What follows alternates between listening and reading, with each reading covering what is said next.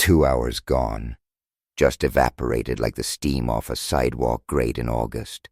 8 p.m., reservation for 6. Jennifer hadn't just blown off our 10th anniversary. She hadn't even glanced at her damn phone. The maitre d', Antoine, floated over, that practiced pity in his eyes, the kind they save for guys eating solo at tables set for 2. "Mr. Davis," he murmured, "shall I have them wrap up the ring box?" He gestured discreetly to the velvet square nestled beside my water glass. The rock inside, a serious upgrade, the one she'd been casually sketching on napkins for months. I shook my head. No, but I would like to see the security feed from the service entrance. Antoine's eyebrows did a double take. "Sir, I'm not sure." "Antoine, it's Michael. I've been coming here since you were a busboy. You catered our wedding, remember? Lobster bisque that everyone raved about." I pulled out my phone, thumbing to the tracking app I'd installed last week, a nasty little piece of tech born from finding a charge slip in her coat pocket, a place that wasn't ours. "My wife is in your restaurant right now, just not with me." He hesitated, a flicker of something, recognition, in his eyes, then nodded. "Follow me." The grainy security footage confirmed the gut punch. Jennifer, slinking in through the back door 40 minutes ago, giggling like a schoolgirl, and Robert Sterling, VP of Sales, golden boy of her company, hand planted firmly on the small of her back, guiding her towards the private dining rooms. I knew him from the glossy company brochures, the ones she'd strategically left around our apartment. "The Blue Room," Antoine whispered, his voice hushed. "Standing weekly reservation. Thursdays, usually. But Mr. Sterling called this morning, changed it. Said it was a special occasion." "My anniversary," I said, the words tasting like ash. "The champagne they ordered." I pointed to the bottle chilling in ice at my table, the one meticulously chosen, overpriced, perfect. "Is it the same as this?" Antoine checked his tablet. "Yes, sir. Veuve Clicquot Rosé. Mrs. Davis always specifies it, says it's her favorite." "Interesting," I said, my voice dangerously level, considering she told me last week she'd suddenly developed an allergy to that brand. I stood, straightened my tie, the knot suddenly feeling too tight. "Antoine, I need a favor. Actually, 2. "Of course, Mr. Davis. Anything. First, charge everything they order to my account. Everything. Top shelf. The works." He nodded, understanding dawning in his eyes. "Understood, sir." Second, I picked up the ring box, the weight of it a cruel irony in my palm. "I want you to deliver this to their table. Tell them it's compliments of the gentleman at table 12. My table. And you, Antoine." I managed to smile, but it felt brittle, sharp. "I'll be at the bar. I want to see their faces when their little secret party stops being so private." Antoine was a pro. He timed it perfectly. I watched from the dimly lit bar, nursing a straight bourbon, as he approached the Blue Room just as Sterling was refilling their champagne flutes. Jennifer was practically draped on him, closer than any business dinner justified. Her wedding ring, conspicuously absent, a shiny little betrayal glinting in the soft light. "Compliments of the gentleman at table 12, Antoine's voice, smooth and carrying, cut through the intimate murmur of the private room. He placed the velvet box precisely between them, a landmine disguised as a gift. He specifically requested you open it now.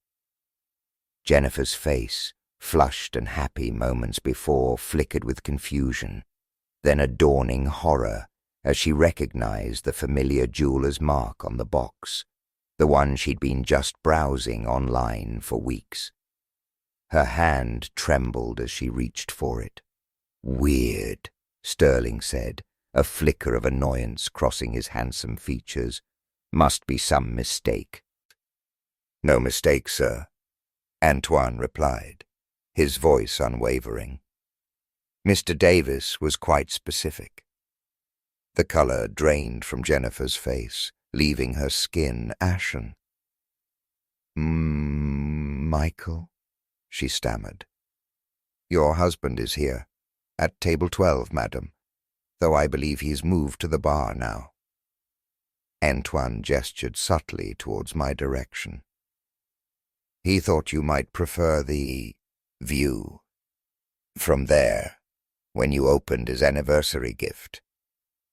Sterling straightened his tie, his bravado suddenly deflating like a punctured balloon. "Anniversary," he repeated, his voice tight. "Yes, sir. 10 years today. We catered the wedding, actually. Mrs. Davis always requests the same champagne. Says it reminds her of their first toast as husband and wife." Jennifer's fingers fumbled with the ribbon on the box. Inside, nestled on the satin lining, wasn't the promised diamond upgrade. It was a USB drive, our wedding video, and a stack of glossy photos. Photos of Jennifer and Sterling entering hotels, laughing over candlelit dinners, timestamps from their business trips, copies of credit card statements detailing purchases she'd thought she'd hidden in a digital abyss. "Oh, and Mrs. Davis," Antoine added, his voice laced with a subtle, almost imperceptible emphasis. "Your husband asked me to remind you that your mother's birthday dinner is still on for Saturday, though he mentioned the guest list might need adjusting." I watched Jennifer's face crumble, the carefully constructed facade of her world shattering into a million pieces. Her mother, bless her heart, adored me, bragged about her successful son-in-law to anyone who would listen. This would destroy her, especially the detail about Jennifer ditching our anniversary for this. Sterling, ever the salesman, tried to salvage the wreckage. "Look, this is just a business dinner, Michael, seriously." "Of course, sir," Antoine interjected, his voice dripping with faux sincerity. "Though our records indicate you've had this business dinner every Thursday for the past 3 months. Always the Blue Room, always the Veuve Clicquot Rosé, always on Mr. Davis's corporate account."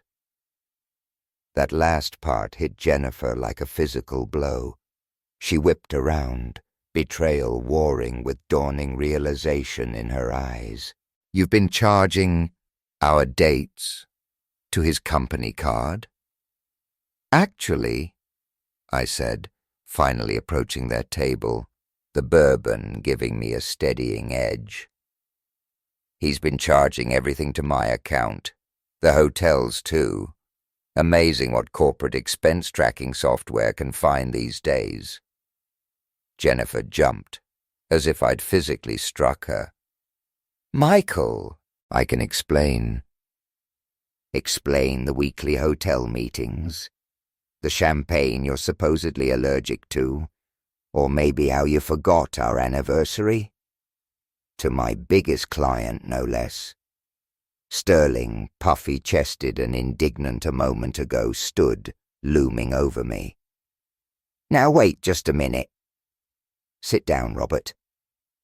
My voice, quiet but steel-edged, cut through his bluster. Unless you want me to call your wife next. Susan, isn't it? I'm sure she'd be fascinated to hear exactly how you've been consulting on those fees my company pays you. The private dining room had gone eerily silent. The other diners pretending to be engrossed in their menus, but their ears straining to catch every word. Sterling, sensing the shift in power, slowly sank back into his chair, his earlier bravado evaporating like morning mist. Jennifer was staring at the photos, her perfect, manicured world dissolving in front of her.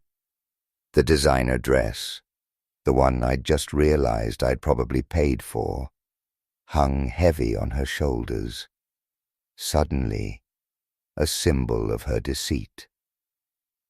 "How long have you known?" she whispered, her voice barely audible.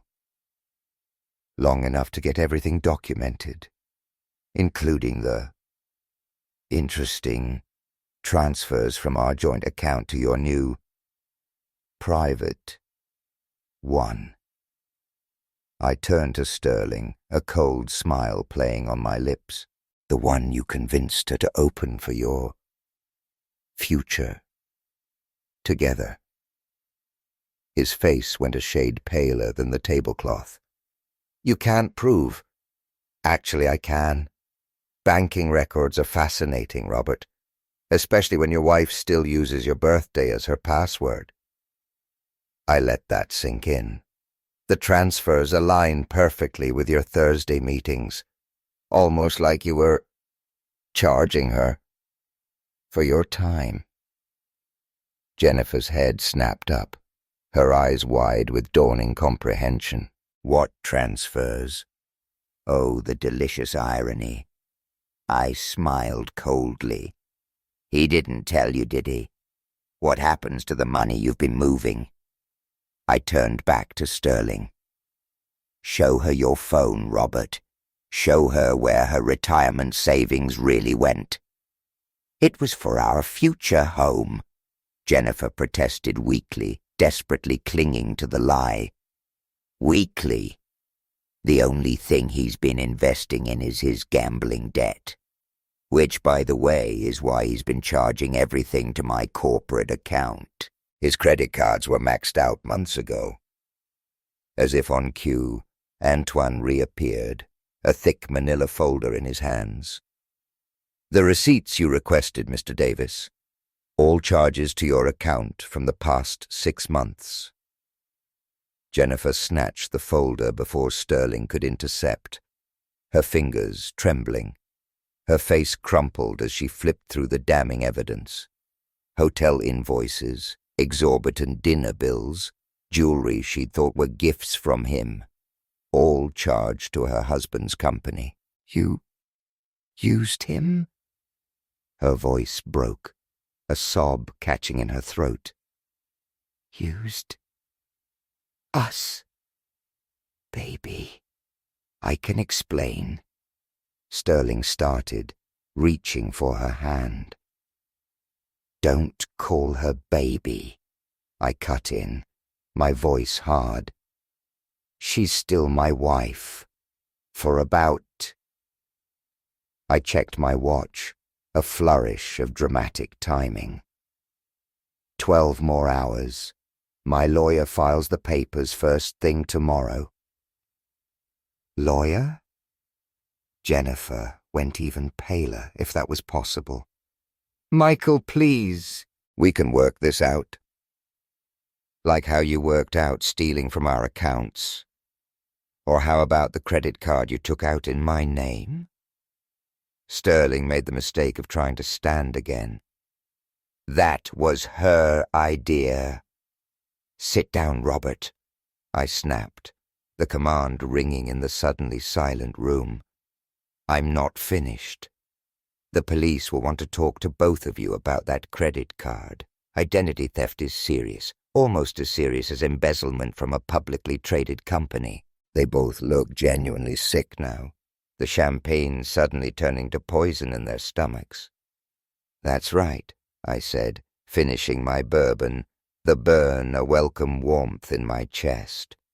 "And don't worry, Jennifer. Your mother will find out everything. Saturday, at dinner, you can explain it to her yourself." I continued, pressing my advantage. "The SEC is very interested in how a VP of sales has been manipulating contracts to increase his commission. Almost as interested as they are in the insider trading you convinced my wife to help you with." Jennifer started to cry, the carefully applied mascara running in black streaks down her face. I didn't know about that. Your boyfriend using company information you gave him to make illegal trades? The evidence suggests otherwise. Those texts you thought you deleted, cloud backups are amazing things. Sterling finally cracked. "Look, we can make a deal." He turned to me, desperation clinging to him like cheap cologne. "Like the deal you made with my wife. The one where she empties our accounts while you empty my company." I placed a USB drive on the table, next to the velvet box and the incriminating photos. "Everything's already been sent to the SEC, Robert. And—" I paused, savoring the moment. "Robert, your wife got copies too. All of them." The next 24 hours were a Category 5 hurricane of consequence. Sterling was arrested before he could even finish his creme brulee. Turns out there was already a warrant out for securities fraud. The SEC had just been waiting for more evidence, which I'd happily provided gift-wrapped and delivered on a silver platter. Jennifer, in full damage control mode, started calling everyone we knew, spinning her version of events, a pathetic tapestry of lies and half-truths. Unfortunately for her, I'd spent weeks preparing. Her family already had the full unedited director's cut. The photos, the bank statements, the text messages detailing their affair and their schemes to hide it all from clueless Michael. "Is it true?" her mother demanded, showing up at our apartment that night, her face a mask of icy fury. "You missed your anniversary dinner to be with that criminal." Jennifer was still sputtering out weak denials when her father arrived, his face grim, carrying a manila envelope like it contained a death sentence. "The family trust," he said, his voice flat, devoid of emotion. "The one you were set to inherit? It has a morality clause. Your grandfather was adamant about protecting the family's reputation." He opened the envelope, pulling out official-looking documents. "You're cut off." He dropped the papers onto the coffee table. "The trust committee voted unanimously. After seeing the evidence, stealing from your husband, insider trading, identity theft. What were you thinking? Daddy, please don't daddy me. You're 40 years old, not 14. You chose this. Now you get to live with it." Sterling's wife, Susan, was equally unforgiving. She stormed into Jennifer's corner office the next morning, tossing divorce papers onto her pristine desk in front of the entire open-plan office. "Hope he was worth it," she announced, her voice ringing with righteous fury, "because you're both named in the lawsuit. Every penny he stole, every account he emptied. I'm coming for all of it." The company didn't wait for the SEC investigation to conclude. Jennifer was escorted out that afternoon, her corporate email already deactivated. Her colleagues, who'd envied her perfect life, watched in stunned silence as she carried out her designer handbag, Probably the last genuinely expensive thing she'd owned for a while. "You knew," she accused, her voice raw with betrayal, when she came home to find me changing the locks. "You knew about Robert's gambling, the stolen money." "I figured it out when you started moving money from our accounts. Did you really think I wouldn't notice half our retirement savings disappearing?" "He said he needed it, temporarily." For what?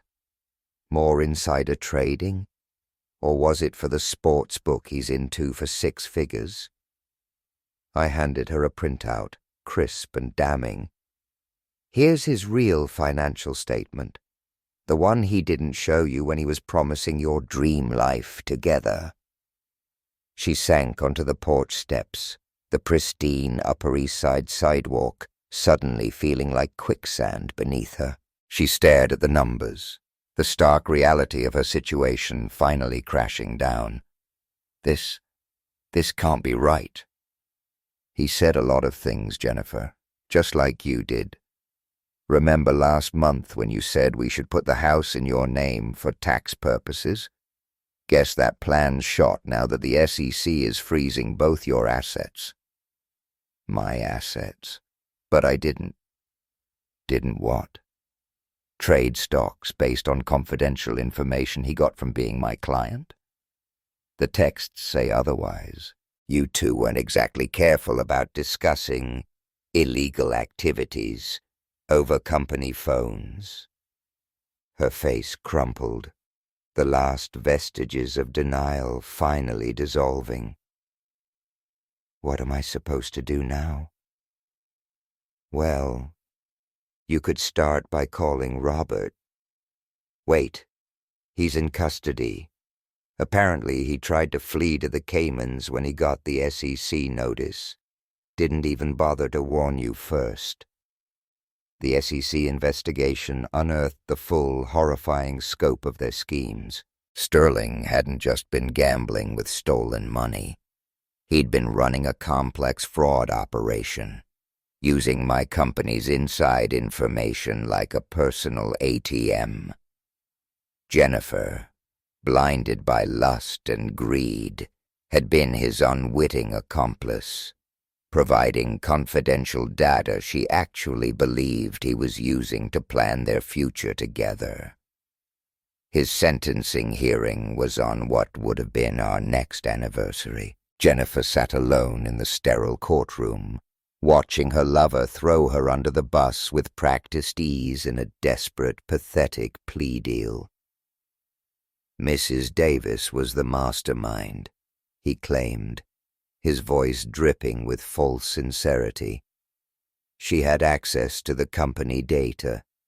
She set up the trades using accounts in your name. His own lawyer corrected him, his voice weary.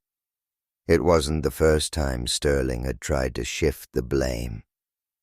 The judge, unmoved by his performance, wasn't impressed. "Mr. Sterling," she said, her voice sharp and cold. "The evidence shows you've run the same scheme before.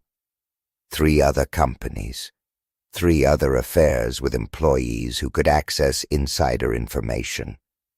This seems to be your pattern." Jennifer's face crumpled, the final crushing realization hitting her with the force of a physical blow. She wasn't special. She was just the latest in a long, pathetic line of women he'd manipulated and discarded for profit. The sentence was harsh. 15 years for securities fraud, wire fraud, and money laundering, plus full restitution of stolen funds. Jennifer got 5 years probation and hefty fines, her cooperation earning her a lighter sentence. Though in her case, the legal punishment was almost redundant. She'd lost everything already. Her parents cut her off completely after discovering she'd tried to illegally transfer the house into her name to shield it from the SEC. "You didn't just betray your husband," her father said. his voice devoid of any affection. "You tried to steal from him, too." The divorce was quick, the prenup ironclad.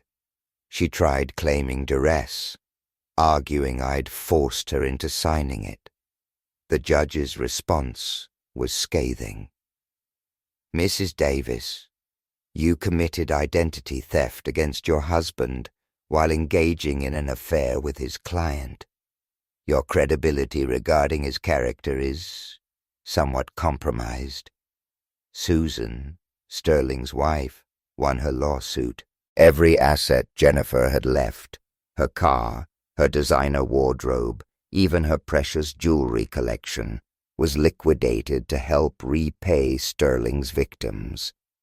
I heard through mutual friends that she'd moved back to her hometown, a tiny studio apartment in a forgettable suburb, working as a receptionist, the only job she could get with a fraud conviction on her record. The final bitter twist came 6 months later. The SEC investigator called with an update. They'd found Sterling's hidden offshore account, the one where he'd stashed his real money. "Guess what we discovered when we traced the transfers?" she asked, her voice laced with grim amusement. Every Thursday, like clockwork, he was moving funds out of an account in your wife's name, right after their business meetings.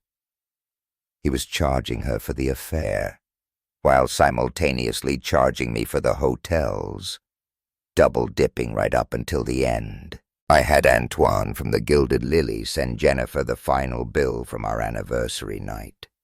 Her half of the champagne, the dinner she'd shared with Sterling, and one velvet ring box still unopened, still unused.